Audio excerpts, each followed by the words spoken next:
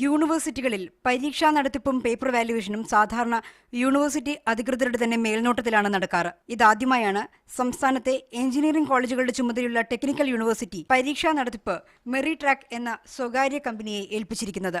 അടുത്തിടെയാണ് ഇത് സംബന്ധിച്ച ഉത്തരവ് നിലവിൽ വന്നത്. പരീക്ഷാ നടത്തിപ്പിന്റെ സുതാര്യതയും വിശ്വാസ്യതയും സംബന്ധിച്ച നിരവധി പ്രശ്നങ്ങൾ സർവകലാശാലയുടെ ഈ നടപടിക്കെതിരെ ഉന്നയിക്കപ്പെട്ടു കഴിഞ്ഞു.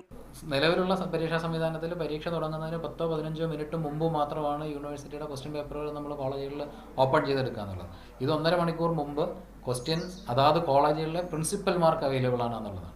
കേരള ടെക്നോളജിക്കൽ യൂണിവേഴ്സിറ്റിയുടെ കീഴിലുള്ളത് 145ഓളം കോളേജുകളിൽ ആകെ 12 കോളേജുകൾ മാത്രമാണ് എയ്ഡഡ് സെക്ടറിലോ അല്ലെങ്കിൽ ഗവൺമെൻറ് സെക്ടറിലോ ഉള്ളത്. ബാക്കിയെല്ലാം സെൽഫ് ഫിനാൻസിങ് കോളേജുകളാണെന്നും പരീക്ഷ തുടങ്ങുന്നതിന് 1.5 മണിക്കൂർ മുമ്പ് ക്വസ്റ്റ്യൻ പേപ്പർ അവർക്ക് കിട്ടുന്നു എന്നുള്ളത് ഇതിന്റെ വിശ്വാസ്യത ഏറ്റവും പ്രധാനമായി ബാധിക്കുന്ന ഒരു സംഗതിയാണ്.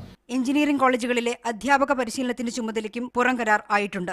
മീഡിയ ട്രാക്ക് എന്ന കമ്പനിക്കാണ് അധ്യാപക പരിശീലനത്തിന് കരാർ നൽകിയിരിക്കുന്നത്. മീഡിയ 1 തിരുവനന്തപുരം.